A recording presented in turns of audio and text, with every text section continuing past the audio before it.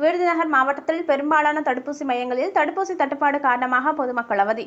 தமிழகத்தில் கொரோனா நோய் தொற்றின் 2வது அலை நாளுக்கு நாள் வேகமாக பரவி வருகிறது. அதனை தடுக்க தமிழக அரசு பல்வேறு நடவடிக்கைகளை எடுத்து வருகிறது. இந்த நிலையில் தமிழக சுகாதாரத்துறை மூலம் 45 வயதுக்கு மேற்பட்டவர்களுக்கு கொரோனா தடுப்பூசி போடும் முகாம் தமிழகம் முழுவதும் நடைபெற்று வருகிறது.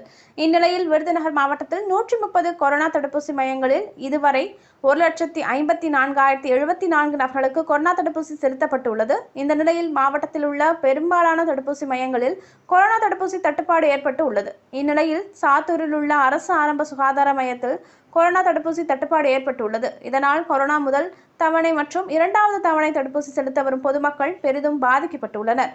இந்நிலையில் கொரோனா தடுப்பூசி தட்டுப்பாடின்றி கிடைக்க தமிழக அரசு மாவட்ட நிர்வாகமும் உடனடியாக நடவடிக்கை எடுக்க வேண்டும் என சமூக ஆர்வலர்கள் கோரிக்கை விடுத்துள்ளனர்.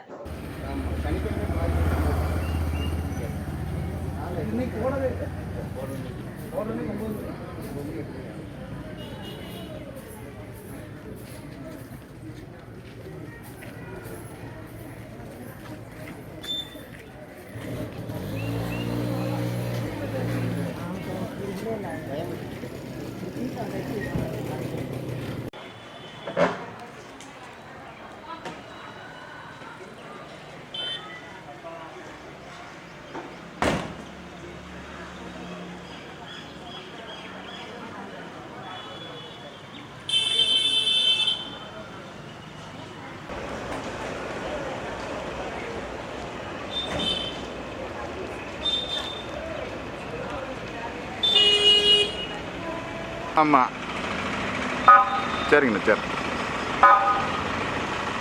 இன்னைக்கு அது கஷ்டம் தானா? சரிண்ணா, சரிண்ணா, சரி.